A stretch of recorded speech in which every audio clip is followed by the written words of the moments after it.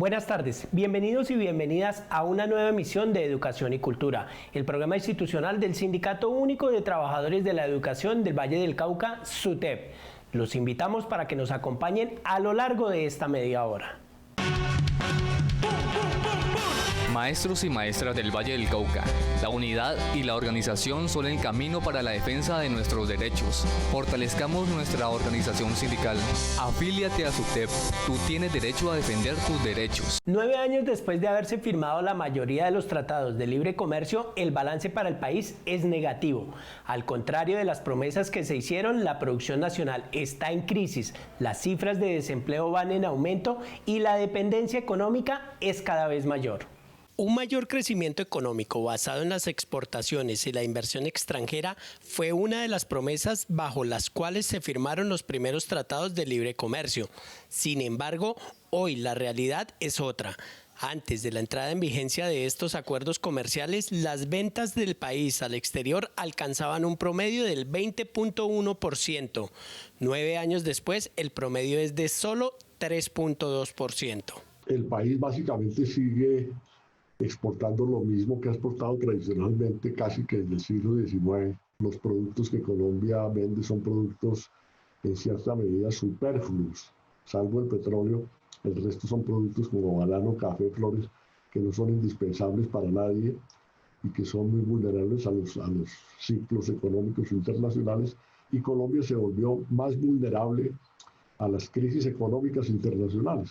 Mientras las exportaciones disminuyeron a partir del año 2011, las importaciones crecieron, destruyendo la producción nacional y convirtiendo a Colombia en un país dependiente del capital extranjero. Las importaciones sí prácticamente se han duplicado en los últimos años y especialmente a partir de la entrada en vigencia de los tratados de libre comercio, particularmente el tratado con Estados Unidos y el tratado con la Unión Europea.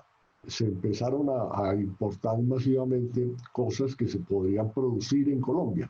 Más y mejores empleos fue otra de las promesas de los tratados de libre comercio. Sin embargo, entre el 2005 y el 2011, antes de la firma de estos acuerdos, se crearon cerca de 3 millones de empleos, mientras que desde el 2012, cuando entraron en vigencia los TLCs, hasta el año 2019, apenas se han creado 1.600.000 empleos. En los últimos 10 años o 15 años hay una gran cantidad de empresas que han cerrado, desde empresas automotrices, de autopartes, metalmecánicas, de plásticos, etcétera, de textiles, que han determinado un aumento del desempleo industrial y agrario. La inversión minera y la exportación de minerales no es un gran elemento de generación de empleo. Los más de 10 tratados de libre comercio representan grandes pérdidas para el país, pero si Colombia pierde, ¿entonces quiénes ganan?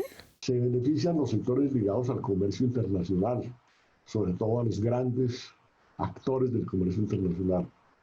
Se beneficia el sector financiero, se benefician los sectores que se lucran de las privatizaciones de las empresas públicas que forman parte de los tratados de libre comercio. Se benefician, todos los intermediarios. Proteger la industria y la agricultura nacional y dejar de depender de la exportación de materias primas y de recursos naturales son políticas urgentes que el gobierno debe tomar para revertir estos casi 9 años de pérdidas para el país. Estos tratados habría que revisarlos o anularlos. Muchos países han tomado medidas como, por ejemplo, darle prioridad a la producción local y tomar distintas medidas proteccionistas.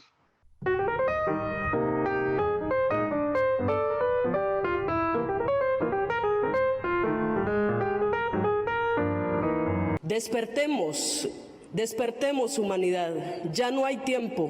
Nuestras conciencias serán sacudidas por el hecho de estar solo contemplando la autodestrucción basada en la depredación capitalista, racista y patriarcal. La madre tierra militarizada, cercada, envenenada, donde se violan sistemáticamente derechos elementales, nos exige actuar. Construyamos entonces sociedades capaces de coexistir de manera justa, digna y por la vida.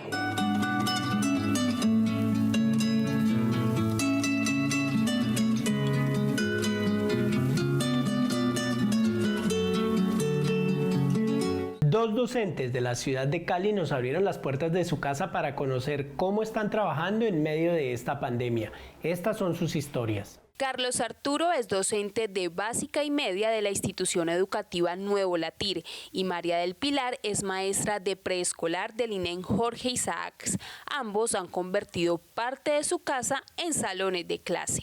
Es el mundo un pizarrón, pongan todos su atención. Este es un espacio pues, que ya estaba construido antes del confinamiento, es un espacio de 2x2 y es un estudio personal. Mi hermana, que es maestra también, que vive en Villagorgona, le tocó venirse aquí a Cali a pedir pues, quedarse conmigo porque donde ella vivía no había conectividad.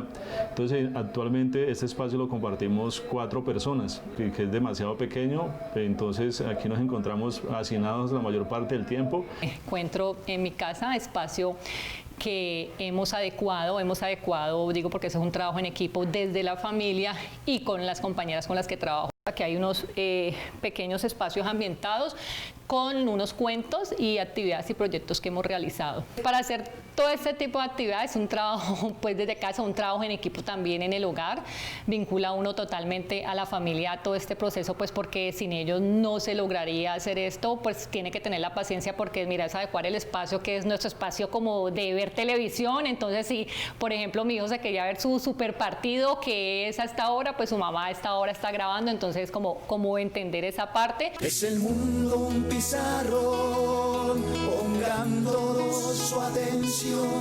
Yo pues, tengo mi tablero aquí en la parte posterior, tengo que grabar mis clases con un celular, he tenido que aprender a grabar videos y luego mandárselos a ellos de manera fraccionada vía WhatsApp para que puedan pues de alguna manera tener una explicación adicional a las guías que se les mandan, porque la guía por sí sola lo que hace es desconectar a los muchachos, porque si ellos no tienen claro qué tienen que hacer, pues seguramente esa guía pues no les va a servir de mucho. Preparar una clase, por ejemplo un video, el tema se vuelve bastante complejo porque pues uno posiblemente graba un video de 10 minutos, pero para grabar ese video de 10 minutos está invirtiendo casi todo el día preparando materiales, tratando de hacer una secuencia que sea lógica para que pues tenga sentido lo que está presentando, así que el tema de tiempo estaba, las 24 horas está en función de este trabajo.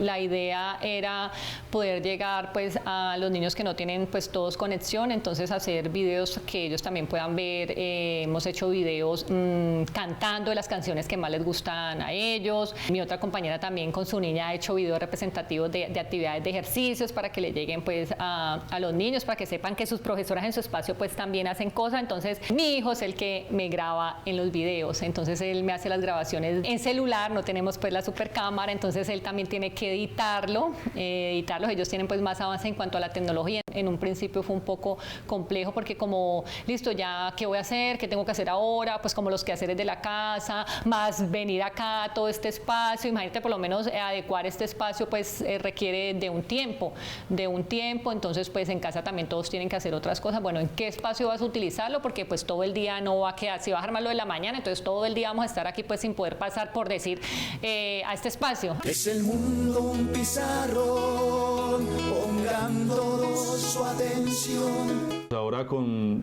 pues, el uso constante y con la mayor presencia de personas usando el internet aquí, pues tocó duplicar la velocidad del internet, el plan que tenía me tocó duplicarlo también en valor, así que hay un incremento en inversión de recurso económico pues para atender de mejor medida pues esa modalidad no presencial. La parte del internet es importante porque sabemos que cuando estamos como tantos conectados baja un poquitico la señal, entonces a veces en encuentros es como diciéndoles por favor no se conecten, este es como mi espacio, respeten ese momento el espacio, entonces sí, en un inicio es como también educar en casa, es que estoy en mi momento de trabajo, me vine de la escuela a trabajar. Es el mundo un pizarrón, pongan todos su atención. Hay un factor que evidentemente es positivo y tiene que ver la movilización que han tenido los maestros para aprender y usar de mejor manera pues las TIC. Ahora en esa necesidad de interactuar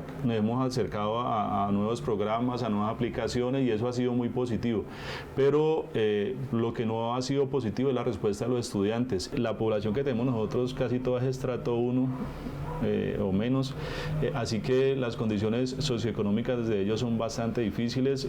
Podemos decir que la gran mayoría, es decir, alrededor de un 80% de ellos no cuentan ni con conectividad en casa ni con dispositivos para atender pues, de ninguna manera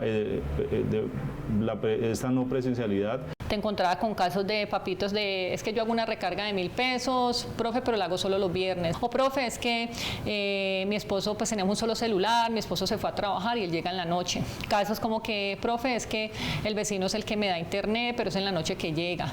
O sí, casos los que se imaginan que, mejor dicho, es una realidad que nos tocó ver. Nosotros en el aula sabemos las necesidades de nuestros niños, pero ahora a través de las pantallas puedes ver el espacio donde viven, puedes ver con quién conviven y de verdad que hago un llamado a que sigamos brindándoles mucho amor desde el aula a los niños que muchos lo necesitan. Es el mundo un pizarrón, pongando su atención. El ambiente se vuelve bastante difícil porque hay muchas variables que lo distraen a uno y a los estudiantes les pasa exactamente igual. Cuando no es Netflix, cuando no es el videojuego, cuando no hay condiciones de ninguna especie, es el hambre, es el maltrato. Seguramente que en la mayoría de los casos de los chicos de sectores vulnerables no han logrado pues ser exitosos en este modelo de educación no presencial debido a que la situación socioeconómica es cada vez más difícil y lo que yo pienso es que pues como las condiciones están empeorando, sus posibilidades van a ser cada vez peores.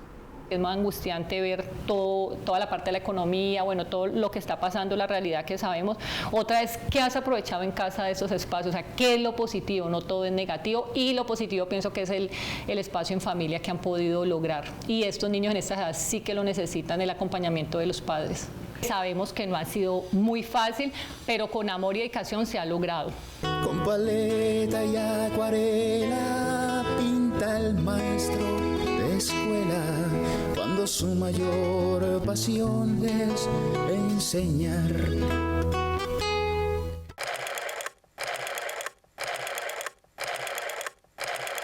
Educación y cultura. Una cita semanal con la actualidad sindical, la cultura y la educación. Un programa del Sindicato Único de los Trabajadores de la Educación del Valle, SUTEV. Han pasado más de 4 meses desde que fueron suspendidas las clases presenciales en las instituciones educativas de todo el país. Hoy, los maestros y maestras realizan su trabajo académico desde casa con sus propios recursos y equipos tecnológicos. Aunque el Ministerio de Educación Nacional asegura que ya se han invertido 92.000 millones de pesos para fortalecer los procesos educativos en el marco de la emergencia sanitaria, son los maestros y maestras quienes con sus equipos, recursos y desde sus casas hoy hacen posible que los estudiantes puedan continuar estudiando bajo el modelo de aprendizaje en casa. Si el Sistema Nacional de Educación se ha podido sostener bajo la modalidad de aprendizaje en casa, ha sido con los recursos que los maestros, las maestras, los directivos docentes han puesto de su propio bolsillo para que funcionen las actividades. Por ejemplo, hasta los servicios públicos los están pagando de su bolsillo. Los maestros han tenido que utilizar todas sus herramientas tecnológicas, computadores, desplazando incluso el trabajo pedagógico o el trabajo escolar que también están haciendo sus hijos y sus compañeros en los casos en los cuales tienen teletrabajo. Según cifras del gobierno, el Ministerio de Educación Nacional ha entregado equipos tecnológicos a 4.000 docentes de los 328.954 maestros y maestras que hay en todo el país y a 79.345 estudiantes de los más de 8 millones que hoy se encuentran matriculados en las instituciones oficiales. El Ministerio de Educación Nacional, las secretarías de educación de alguna forma no han sido suficientemente consecuentes para acompañar las iniciativas que han emprendido autónomamente las instituciones educativas y sus maestros en una circunstancia que requeriría una acción política y una acción de política pública mucho más decidida. tenemos que ser mucho más osados, por ejemplo, con estrategias de ciudad, como por ejemplo el hecho de poner a disposición de los estudiantes computadores de bajo costo, poner a disposición de los estudiantes conectividad cero costo en la ciudad. A las limitaciones de conectividad y equipos tecnológicos que tienen los estudiantes se suman las dificultades de enseñar y aprender de manera virtual. No es posible afirmar que aprendizaje en casa desarrolle educación de calidad por varias razones. La primera de ellas es porque la ausencia del maestro, de la presencialidad de los maestros, no se suple con cualquier otro tipo de apoyo o asistencia. Para poder fortalecer nuevos aprendizajes se requiere la presencia de los maestros, por supuesto, y se requiere redescubrir nuevas herramientas didácticas que hagan posible aprender bajo las condiciones en las cuales hoy es posible aprender, pero no se puede esperar que la casa reemplace la escuela. La pandemia desnudó lo que por años han denunciado los docentes, la desfinanciación de la educación pública y la falta de voluntad política de los gobiernos de turno para fortalecer el sistema educativo en el país. En algún momento la escuela tendrá que volver a las aulas bajo alguna modalidad. No es posible, con los recursos que hoy reciben las instituciones educativas, asegurar siquiera un periodo, un semestre de funcionamiento. Se requeriría duplicar o triplicar inclusive para poder generar inversiones en infraestructura básica. Lo cierto es que para seguir bajo la modalidad de trabajo en casa o regresar a clases presenciales, es necesario inyectarle a la educación pública los cerca de 300 billones de pesos que por años le han quitado a este sector. Ser maestro es mi orgullo, un gran reto es mi misión, transformar para el mañana el hombre de mi nación. Al iniciar el año escolar, los docentes del decreto 1278 establecen con el rector de la institución educativa los acuerdos y compromisos a tener en cuenta para la evaluación anual de desempeño. Pero ¿cómo debe hacerse esta evaluación hoy cuando el trabajo se realiza en casa y en medio de la pandemia?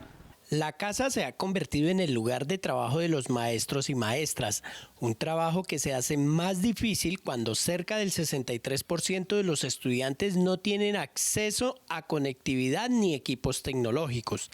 Ante esta coyuntura, ¿qué pasa con los acuerdos a los que se llegaron al inicio del año escolar para la evaluación anual de desempeño?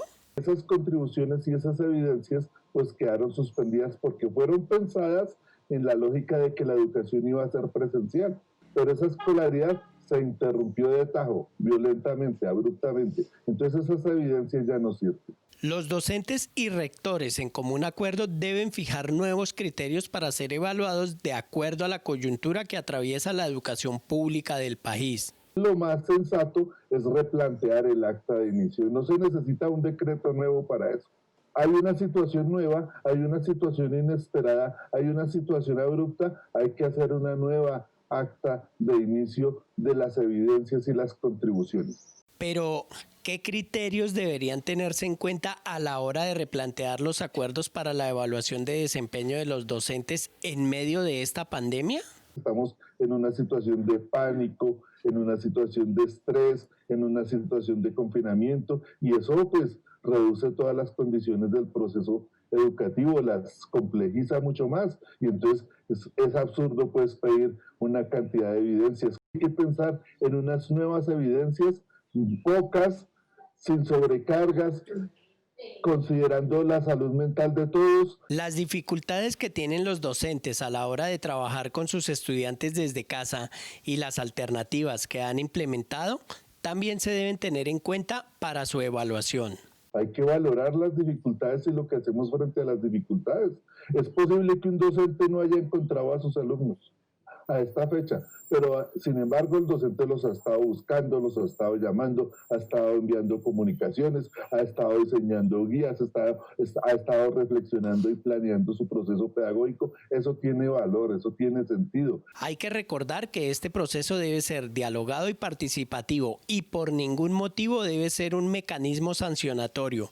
La reflexión y el aprendizaje también hacen parte de la evaluación. La pelea sindical envolve ao lado de la demanda por salário menos injusto, la demanda de condições mais decentes de trabalho e la demanda por la capacitação permanente de las educadoras y de los educadores. Luego de varios años de denunciar el pésimo estado en que se encuentra la infraestructura de la institución educativa técnica industrial Gerardo Valencia Cano del distrito de Buenaventura, parte del techo se vino al piso.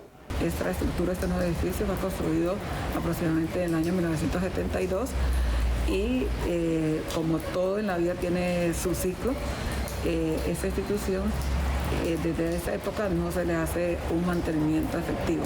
Con una ventisca ocurrida el 15 de julio del presente año, se cayó parte de la estructura, lo que tiene que ver con el aula máxima y la cafetería de la institución.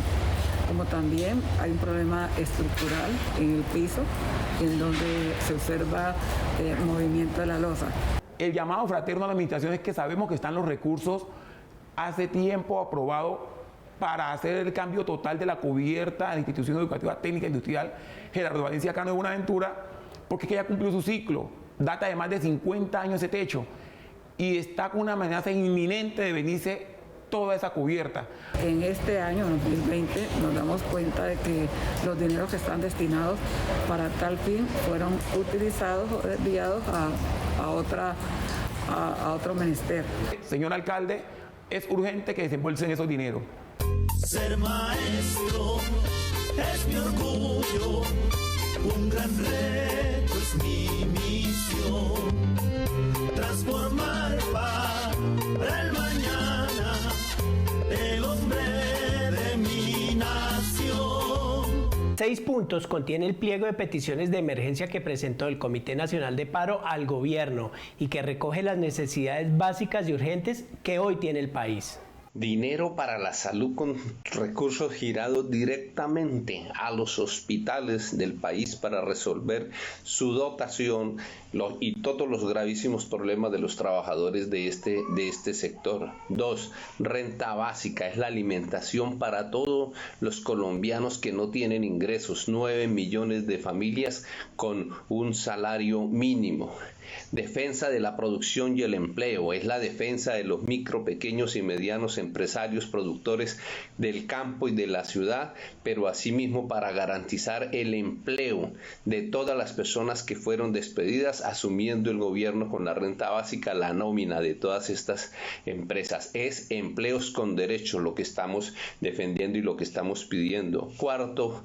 tema, en educación, apoyamos y respaldamos plenamente el no ingreso presencial a las clases con los niños, niñas de primaria, secundaria, media e inclusive superior, pero también en educación acompañamos el reclamo del Sistema General de Participaciones para la Educación en general y acompañamos las exigencias de los estudiantes de educación superior de matrícula cero en las universidades públicas y apoyos sustanciales en las universidades privadas.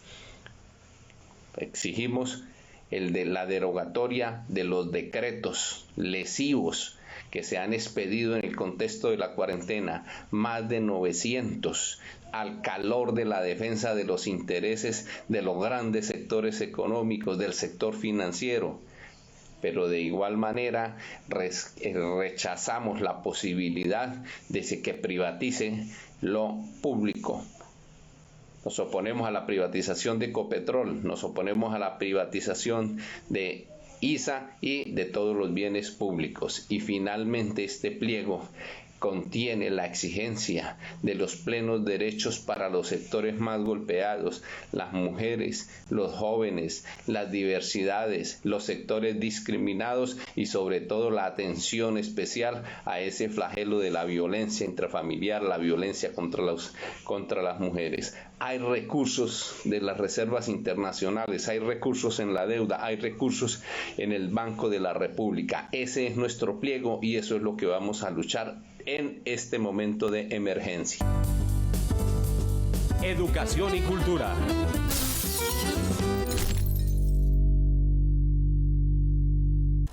Yo creo en la vida, creo en los demás, creo que este cuento hay que lucharlo por la gente, creo en un país en paz, creo en la democracia, creo que lo que pasa es que estamos en malas manos, creo que esto tiene salvación. Y ese es un norte demasiado largo.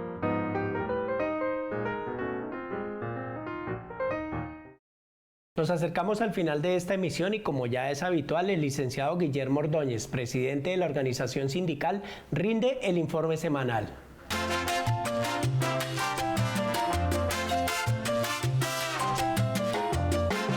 Buenas tardes, compañeros y compañeros.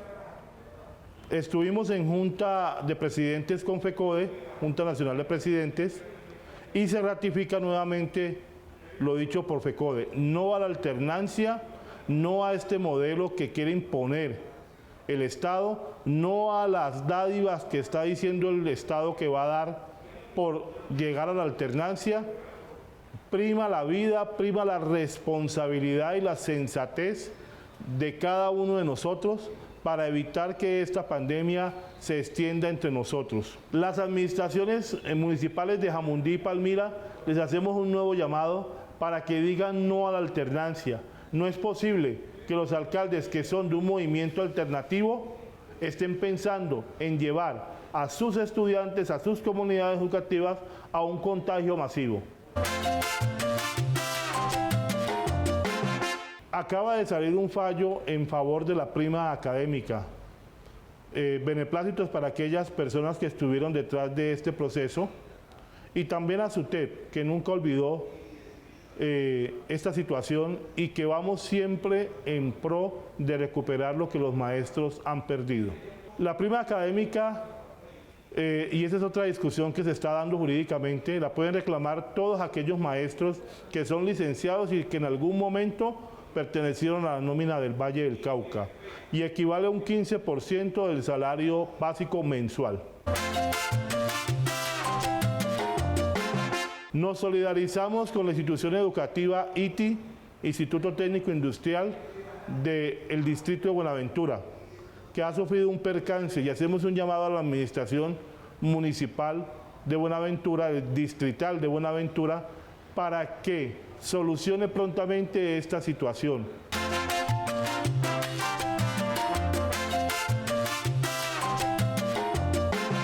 Hemos llegado al final de esta emisión de Educación y Cultura. No olviden que pueden ver este programa por www.sutedvalle.org y seguirnos en nuestras diferentes redes sociales. Recuerden que tenemos una cita todos los lunes a las 6 de la tarde por el canal regional Telepacífico. Nos vemos en una próxima emisión.